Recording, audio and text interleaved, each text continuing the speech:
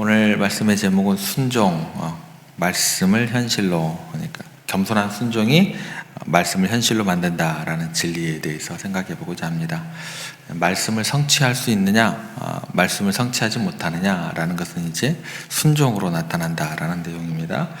예수님께서 예루살렘을 익상하는 이 이야기는 이제 시대적 배경과 함께 우리가 이해를 항상 접근을 해야 된다라고 우리가 생각을 합니다. 당시 이스라엘은 로마 제국 지배 아래에 있었고 백성들은 이제 정치적, 종교적으로 큰 억압을 받고 있는 상황이었습니다.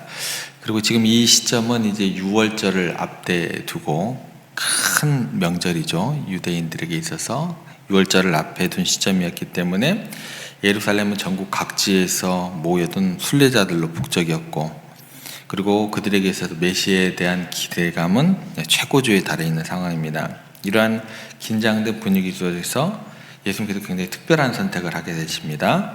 맞은편 마을로 가서 나귀 새끼를 데려오라 라고 이제 명령을 하시죠. 근데 이 명령 자체가 제자들에게나 또 나귀 주인에게 굉장히 이례적인 요청이 되는 거죠. 우선 남의 물건을 주가 쓰시겠다, 이 말씀 한마디에 빌려오라는 점에서 상식적으로 이해가 안 되고, 특히 왕으로 오신 분이 이제 위험 있는 말이 아닌 나귀를 선택했다는 점도 매우 우리들에게 특이하게 다가옵니다. 당시 문화적인 맥락에서 이해를 할 때 나귀와 말 두 종류 탈 것을 이해를 하시면 좋을 것 같아요.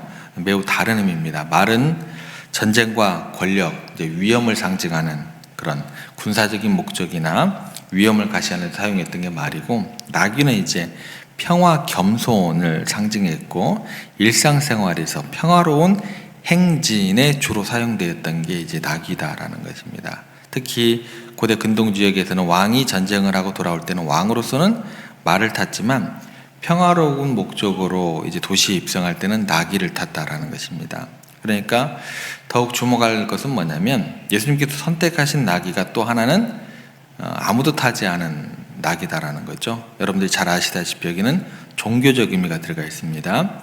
거룩한 목적으로 사용되는 동물은 한 번도 사용된 적이 없어야 된다라는 것이죠. 이게 이제 전통, 유대교 전통과 관련되어 있는 거고, 어찌됐건 예수님의 입성 자체가 어쩌면 정치적인 목적이 아니라 거룩한 종교적인 사건으로 연결될 수 있는, 아무도 타지 않는 그 영역도 생각을 하셔야 된다는 것입니다.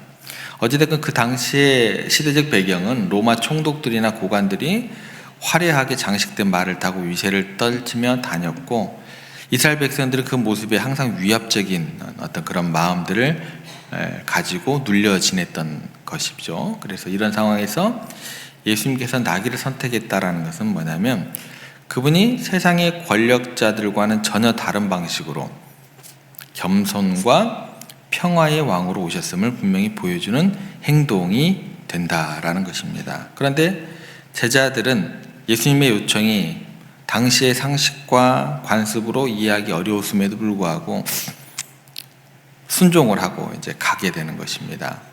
완전히 이해를 못하죠.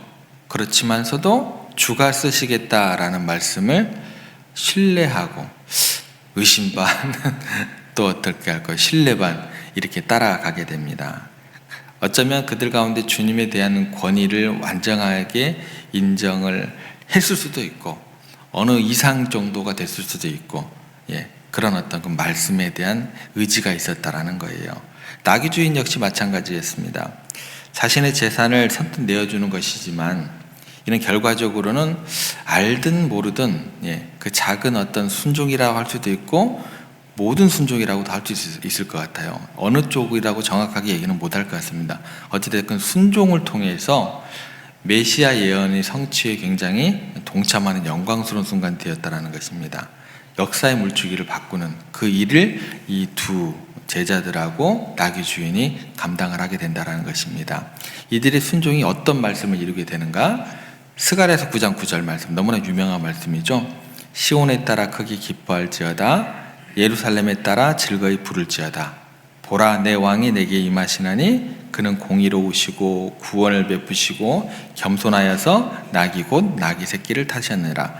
이 말씀이 이 두 제자들하고 이 나귀 주인을 통해서 실제가 되는 거예요. 이게 수백 년 전에 스가랴 선지자를 통해서 예언된 말씀이 나귀 주인이 순종하고 제자들의 순종을 통해서 역사적인 사건으로 나타난다라는 것입니다. 하나님의 말씀을요, 살아있는 말씀으로 만드는 게 뭘까요? 순종입니다. 순종. 나귀를 빌려준 사람과 제자들의 그 작은 순종은 단순히 나귀 한 마리를 빌려온 행위를 넘어서 하나님의 말씀, 스가랴 선지자의 그 말씀이 현실로 만들어지는 역사의 한 페이지를 장식하게 되는 그런 위대한 일이 이 사람들의 순종으로 이루어졌다라는 것입니다. 그래서 순종이라는 것은요, 여러분들, 말씀을 살리느냐 죽이느냐, 즉 말씀의 생명력을 결정한 만큼 굉장히 중요한 것입니다. 말씀을 알고도 실천하지 않는 것은요, 말씀을 사장시키는 거하고 똑같아요. 그렇죠? 하나님을 망령되이 일컫는 거하고 똑같은 것입니다. 마치 이제 씨앗을 뿌려놓고 물을 주지 않으면 싹을 틔우지 못하는 것 같아요. 아무리 우리가 좋은 씨앗을 가지고 있다 할지라도 물과 햇볕이 없으면 싹을 틔울 수 없듯이 아무리 귀한 말씀이라도 순종이라는 물과 햇볕이 없으면요, 우리의 삶에서는 열매를 절대 맺을 수가 없다는 것입니다. 예를 들어서 서로 사랑하라 라는 말씀을 한번 생각해 보시겠습니다. 예수님께서 주신 가장 중요한 계명 가운데 하나예요. 근데 이 말씀을 딱 받고 난 다음에 여러분 서로 사랑해야지 라고 생각하는 것만으로 이 말씀은 우리의 삶에서 실현될 수가 없어요. 진정한 사랑을 실천하기 위해서 여러분들이 먼저 해야 되는 작업이 뭔 줄 아세요? 사랑 따윈 집어치우세요. 제가 너무 강하게 얘기하죠. 그게 그렇게 쉽게 이루어지는 게 아니에요. 사랑은 참으로 버리는 거예요. 버리는 것. 뭘 버려야 될까요? 예. 먼저 여러분들 마음속에 있는 미움, 분노, 원망, 시기, 이걸 내려놓는 순종이 먼저 우선시 돼야 돼요. 야, 서로 사랑해라 그럴 때 옆에 사람들을 사랑하십시오. 이게 쉽지 않다라는 거예요. 작은 것, 내가 버릴 수 있는 게 뭔가. 예. 어떻게 접근하면 좋냐면 더러운 것을 깨끗이 씻어야 맑은 물을 담을 수 있는 것하고 같은 이치다라고 생각을 하시면 좋을 것 같아요. 우리 마음이라는 것을 깨끗이 비우고 정결케 하는 순종이 선행돼야만 진정한 사랑이 그 안에 자리 잡을 수 있는 것입니다. 이번 주일 오후 예배 때 이전 교회에 있었던 나이 많은 그 청년인데 드디어 결혼을 해요. 주례를 부탁하러 왔는데 그 둘이 사귀는 걸 제가 목격했던 때가 언제냐면 코로나예요. 코로나 때인데 제가 애들 둘이를 한강에서 데이트하는 걸 봤어요. 제가 자전거를 타고 가다가 뒷모습을 보고 쑥 지나갔다가 장난기가 발동을 해가지고 다시 딱 돌아가지고 애들 오는 걸 때 깜짝 놀래주려고.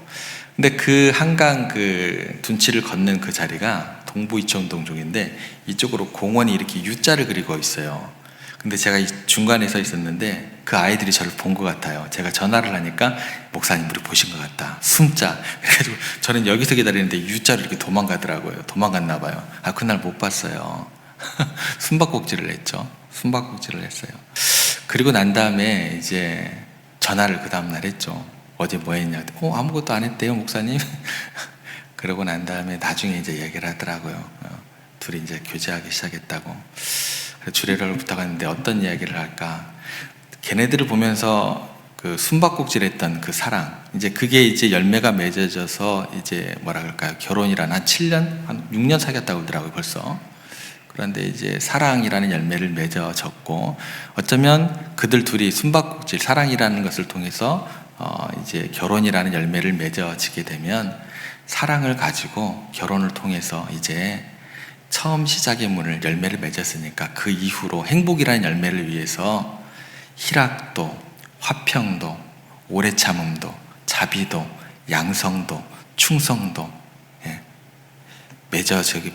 맺어가면서 그걸 하나씩 맺어가면서 하나님께서 너희 가정에 예비하신 행복이라는 열매를 맺었으면 좋겠다. 그렇게 주례를 하면 5분이 되겠더라고요.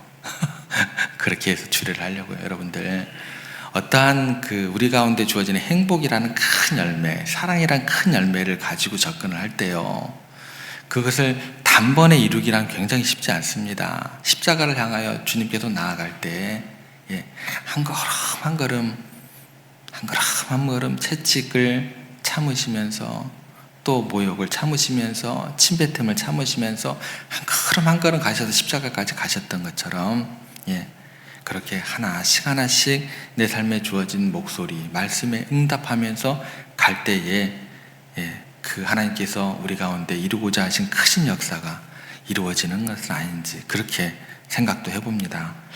그럴 때 고린도후서 6장 9절에서 10절 말씀은 이렇게 이야기를 합니다. 순종하는 자가 받는 특별한 축복의 역설적에 대한 이야기를 해줘요. 뭐라고 나오냐면 무명한 자 같으나 유명한 자요, 죽은 자 같으나 보라 우리가 살아있고, 징계를 받는 자 같으나 죽임을 당하지 아니하고, 근심하는 자 같으나 항상 기뻐하고, 가난한 자 같으나 많은 사람을 부유하게 하고, 아무것도 없는 자 같으나 모든 것을 가진 자로다. 이 세상의 기준으로 볼 때는 보잘것없고 그렇게 가진 것 없는 것처럼 보이는데 순종을 통해서 하나님 나라에서는 오히려 큰 영광을 얻게 된다라는 그 진리의 말씀이 실제가 되는 그런 축복이 허락된다라는 것입니다. 예루살렘 익선 사건에서 나귀 주인의 이름은 성경에 기록되지 않았어요. 그런데요, 그의 순종은요, 메시아 예언을 성취하는 중요한 사건의 일부분이 되는, 그리고 성경에 영원히 기록되는 사건이 되었다라는 것입니다. 순종하는 사람들이 이 세상에서 비록 무명해 보일지라도 하나님 나라에서 귀하게 쓰임받고 유명한 자가 되는 경우는 성경에 많습니다. 아브라함, 본토 친척 아비집을 떠나 이 말씀을 순종해서 고향을 떠났고 결과적으로 유명한 뭐가 됐을까요? 믿음의 조상이 되었어요. 갈릴리 바다의 평범한 어부 베드로, 나를 따르라는 예수님의 부르심에 순종하여서 버리고 갔기에 예수님의 수제자가 되는, 그리고 오순절 흑령 감기 이후에 당림 이후에 담대히 복음을 전하는 초대교회의 유명한 지도자가 되었다라는 것입니다. 이런 순종들이 모여서 하나님의 역사를 이루어가고 내 삶의 자리에서 말씀이 실제가 되면서 내가 보이는 것 이상으로 하나님 나라의 큰 일꾼이 될 수 있다, 유명한 자가 될 수 있다, 그런 큰 축복을 누릴 수 있다라는 성경에 우리들에게 주어지는 증거다라는 것입니다. 우리가 살아가면서 나의 성공, 나의 부, 나의 명예, 세상적인 가치들에만 집중할 것이 아니지 않을까라는 생각이 듭니다. 중요한 것이 하나님께서 내게 무엇을 원하시는가, 지금 이 순간 내게 주어진 하나님 뜻이 무엇인가, 거기에도 우리가 좀 귀를 기울였으면 좋겠습니다.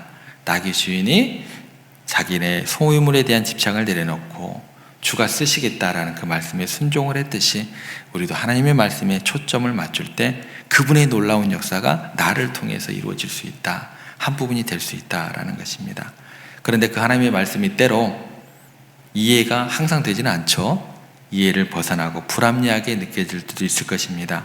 예수님의 제자들도 나귀를 빌리러 가는 것이 처음에는 이해하기 어려웠을 거예요. 그런데 울며 겨자 먹기였는지 뭔가는 제가 모르겠어요. 제자들이 아니지만 그래도 순종을 했고 그 순종을 통해서 메시아 예언이 성취되는 놀라운 증인이 되었다라는 사실은 명확합니다. 이처럼 우리가 일상에 주어진 작은 순종을 통해서 우리의 상상을 뛰어넘는 놀라운 일들을 이루어 나가시기를 부탁을 드립니다. 순종은 단순한 행위가 아니라 하나님의 말씀을 우리의 삶의 현장에서 실현시키는 핵심적인 요소가 된다라는 것입니다.